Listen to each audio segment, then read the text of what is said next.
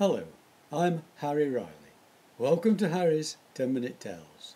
This is called Biscuit and Stagger, a short story by Harry Riley. We met quite by accident about 7 years ago, and that was how it all began, on one of those rare, hot summer days when the mere act of walking seems to drain all the energy out of your legs, if you know what I mean. I was taking my usual woodland walk before tea, and had just stopped to draw breath when I heard it. "Pick your feet up, you clumsy oaf, you almost flattened me just then." It was a high-pitched squeal, and I don't want you to think I'm a racist or sexist, or voicist, or any otherist. But this speaker didn't sound quite human. It was more like the false, echoey sound that comes from a ventriloquist dummy. Apparently it came from nowhere, and really irritated me. I looked around, but I was quite alone. No sign of man or beast. After shaking my head and thinking I'd imagined it, I carried on my way. Just around the bend in the track, I glimpsed a couple of rabbits, and might have given chase. But today I couldn't be bothered. So I sat down and scratched my jaw, the way you do. And then I heard it again. Oh bother, I thought it was too good to be true. I'd have been better off hitching a ride on a three-legged donkey. I'll never get home at this rate. There it was again. I wondered if I'd caught a touch of the sun. The screechy echo was coming from right behind my ear. Anyway, deciding to humour it, I asked the obvious question. Who are you, and where are you? No, you first. What's your name, and why are you wearing those dark glasses? OK, I gave in. Because I'm a little past my best, and my sight's not as good as it should be. I'm a Jack Russell named Biscuit, and I object to giving anybody a free ride. The invisible man behind my left ear began a long choking laugh. Oh dear, we are a right pair. There's you, a blind dog, Biscuit, and here's me, a five-legged flea called Stagger. I was curious. It was an obviously clever and articulate flea that chance had blown across my path. But how had he come to lose a leg? It's perfectly natural for a dog to have fleas, and it's nice to make new friends. But I'm a sucker for a story, and I just had to know more.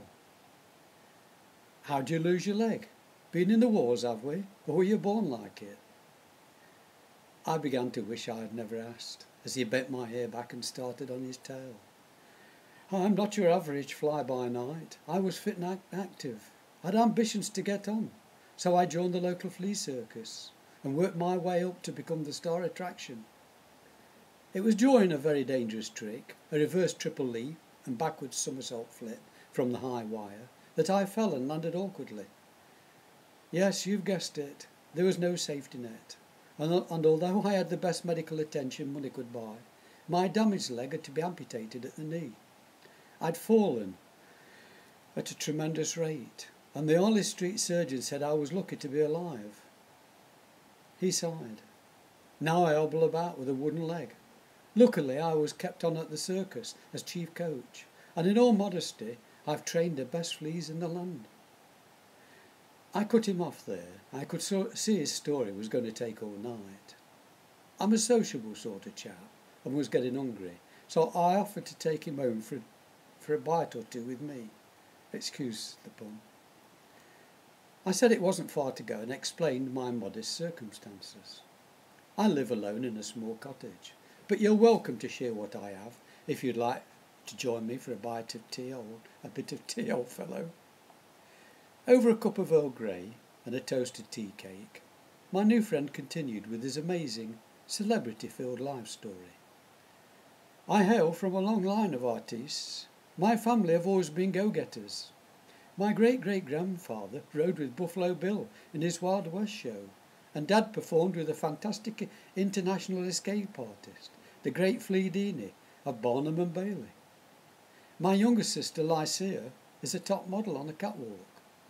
She's even appeared on Big Brother, but had to leave early. Couldn't stand all the backbiting that went on behind the scenes.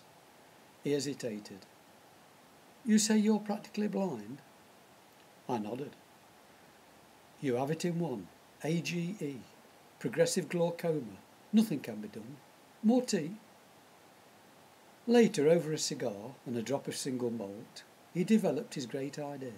A double act that only the two of us would know. To all intents and purposes, it would just be me, performing on my own, doing impossible tricks for a blind dog. I could become your managing coach, teaching you sword swallowing, fire eating, and my favourite trick that always brought the house down, riding a bicycle blindfolded through a series of road cones. I could be with you, giving secret instructions from behind your ear, every step, or rather, pedal of the way.